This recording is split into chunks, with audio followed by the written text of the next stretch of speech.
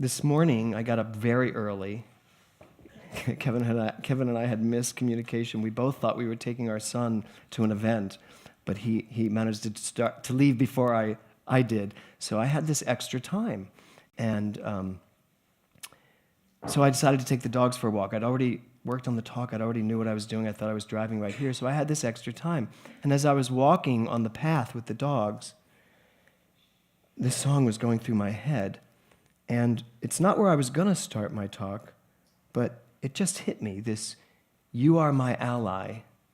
If you can, so can I. We are all so blessed to be sitting here today in this congregation, in this room with these people, even with those people online, sharing this energy. Because you and I are all doing the exact same thing.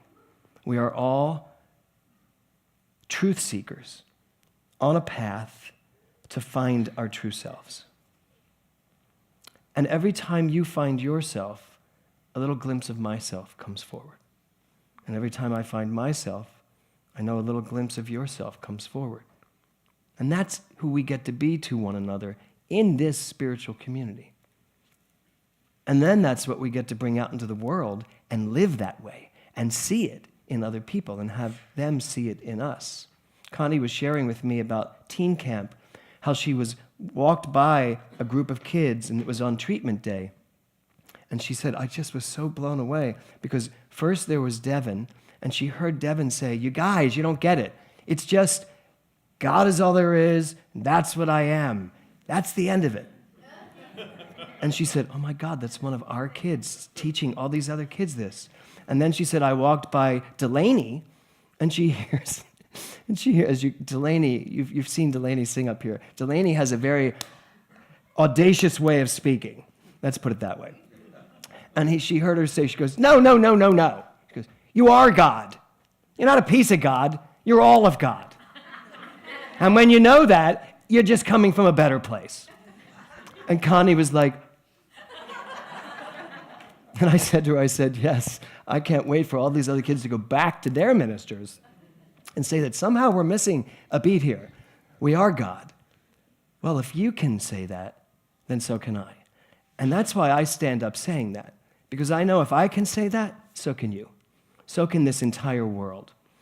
So the lyrics to this song, I just love it. Who am I to say I've just been born today in a cabin to myself in the redwoods, and my word straight to God, that's pretty good. My word straight to God, as God, my word as God, which is what I think of God, I know a way out from all this craziness if we all could stop for a minute.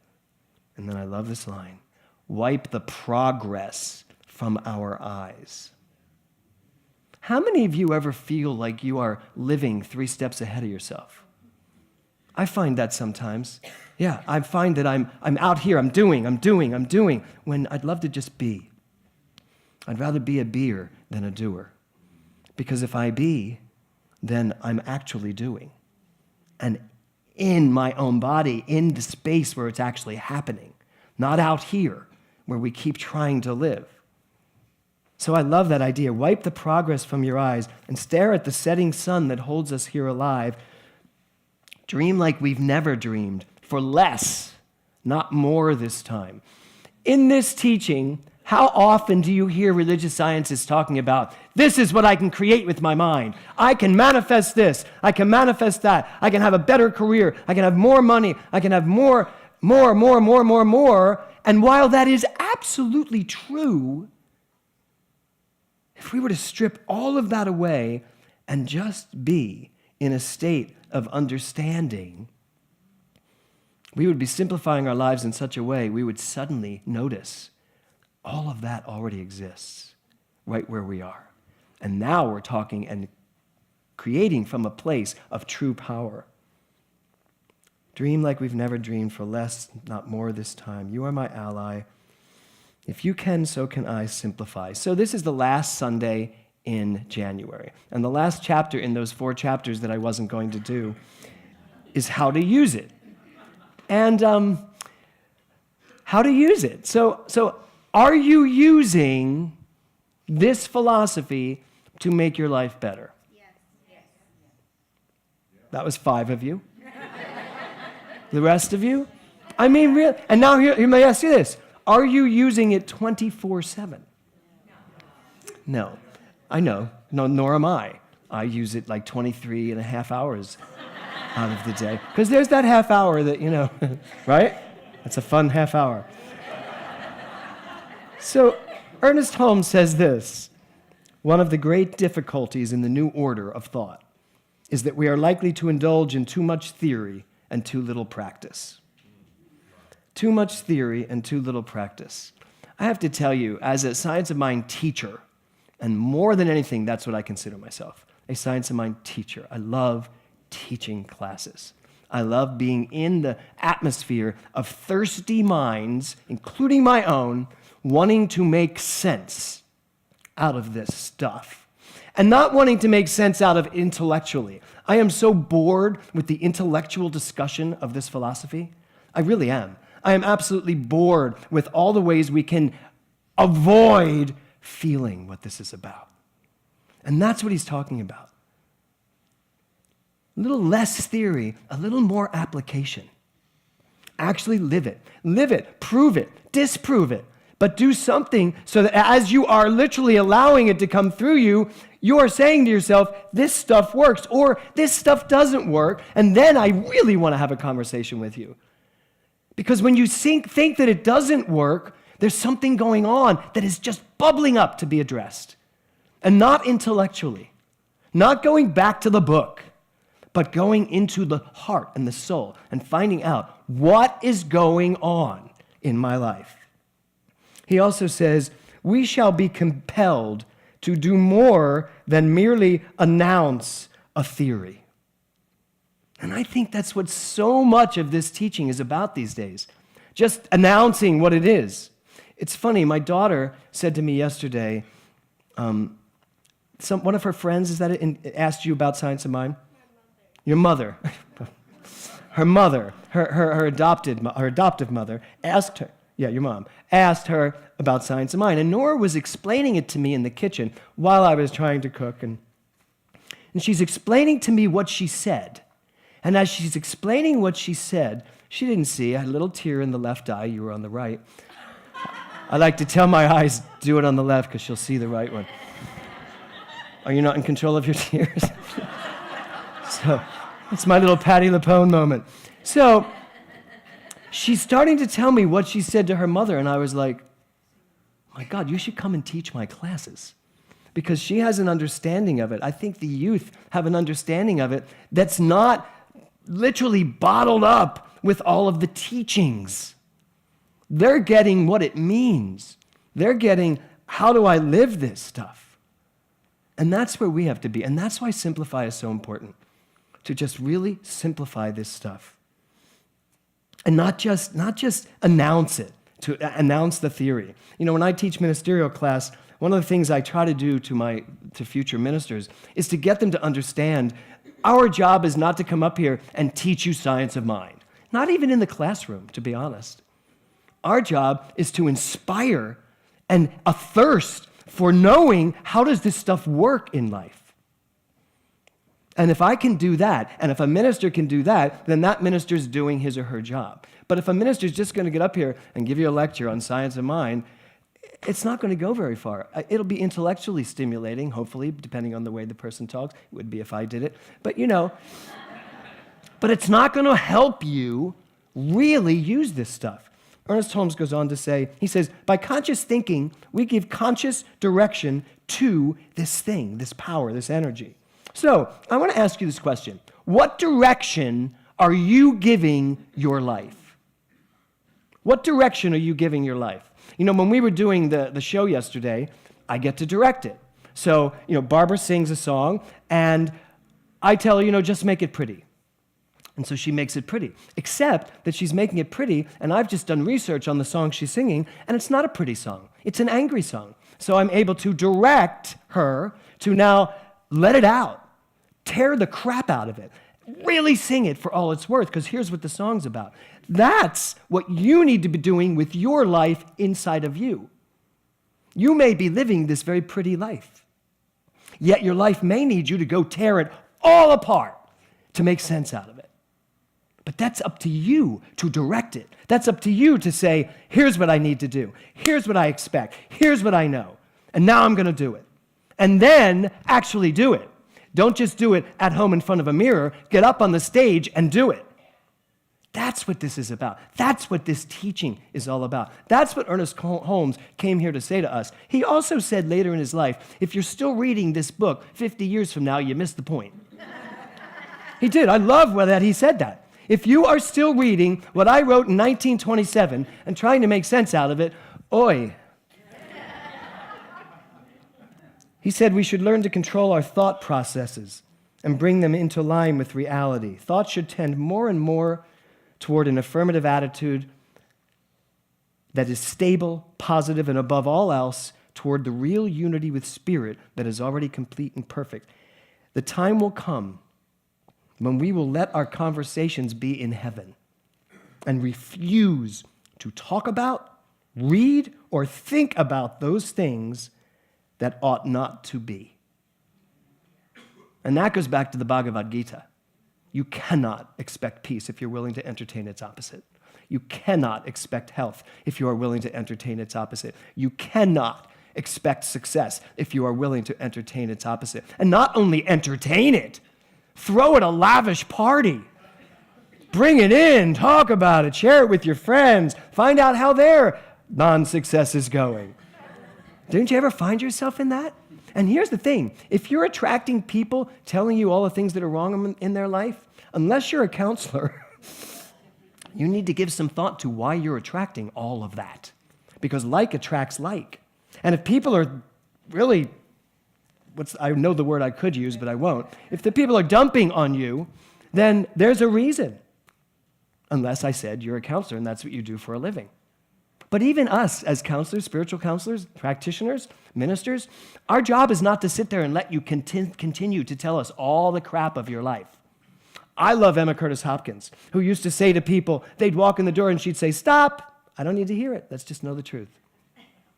What would you do if you came to me and you started to tell me this horrible thing about your life, and don't need to hear it, let's know the truth. Some people would be like, I feel gypped. Oh my God, I didn't get to tell them. This is horrible. I didn't get to tell all the things I need to tell. I don't do that because I also think there is great good in allowing yourself to speak what you need to speak. What is it Tom Costa that used to say, you can go through the valley of death, just don't pitch a tent there.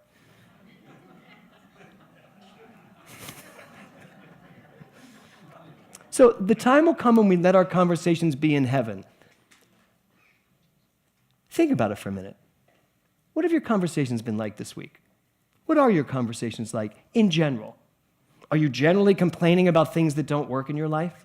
Are you generally complaining about the way something is and you can't change it? Because, by the way, that's a mistake. There's nothing that is that you can't change your relationship to. You can't change it. You can't change the person, but you can change your relationship to it. And you can even take yourself out of relationship to it if you need to. So where are your conversations? You're the one that gets to drive those conversations. You're having those conversations.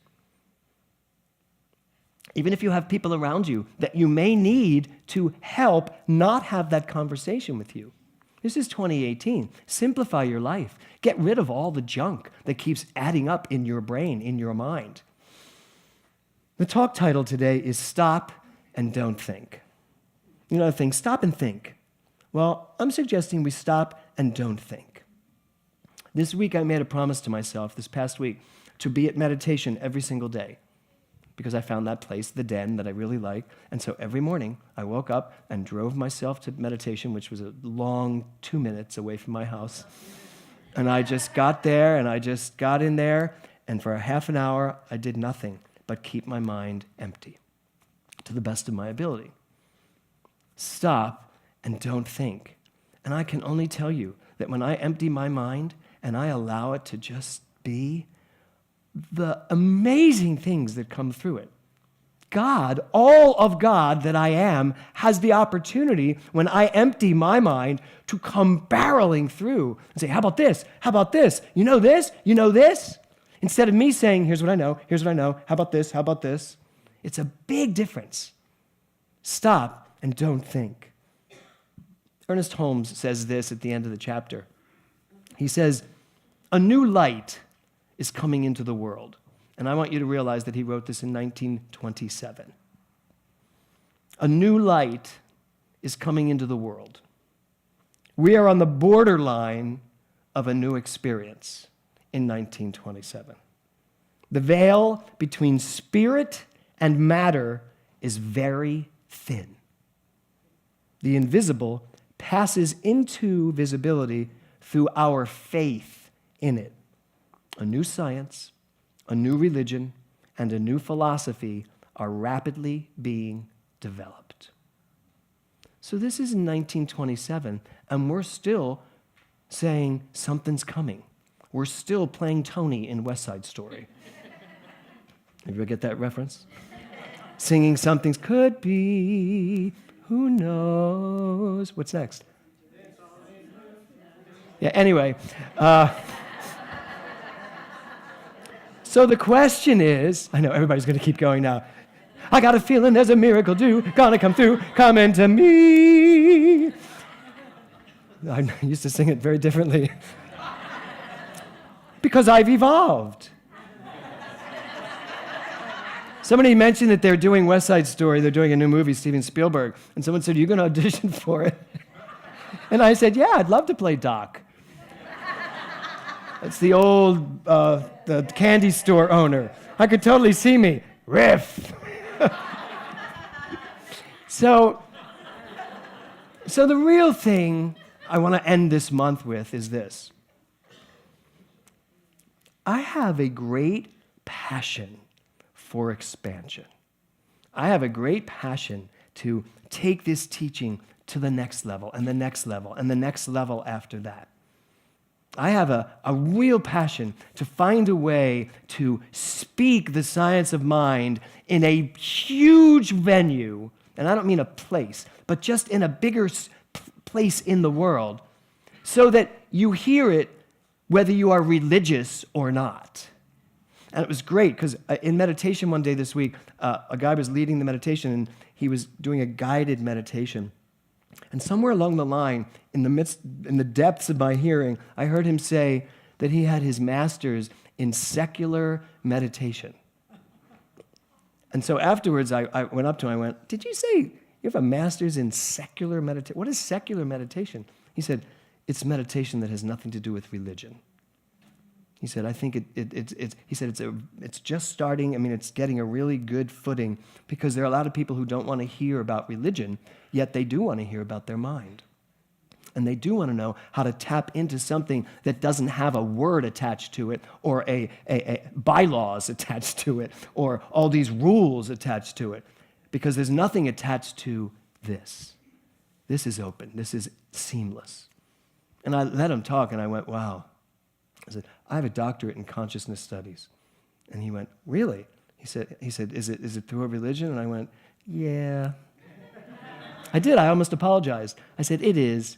I said, but I need to look up this thing called secular meditation, because I believe that's really what we're here to do. We're not here to foster religion.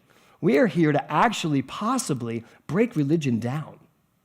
Break down the walls that keep us separate from all these other religions. Break down the walls, start understanding what this is really about.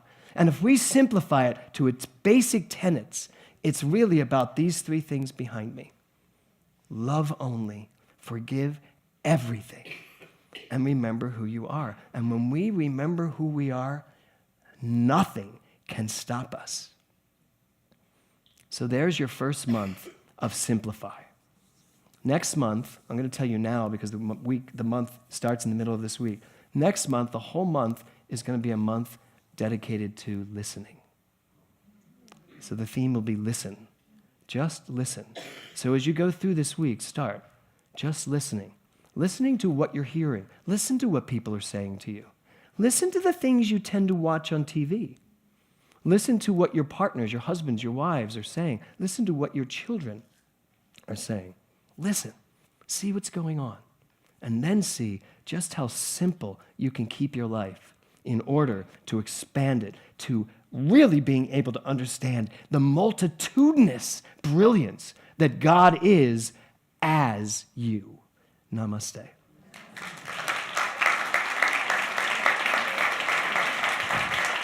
Thank you. Thank you. Thank you.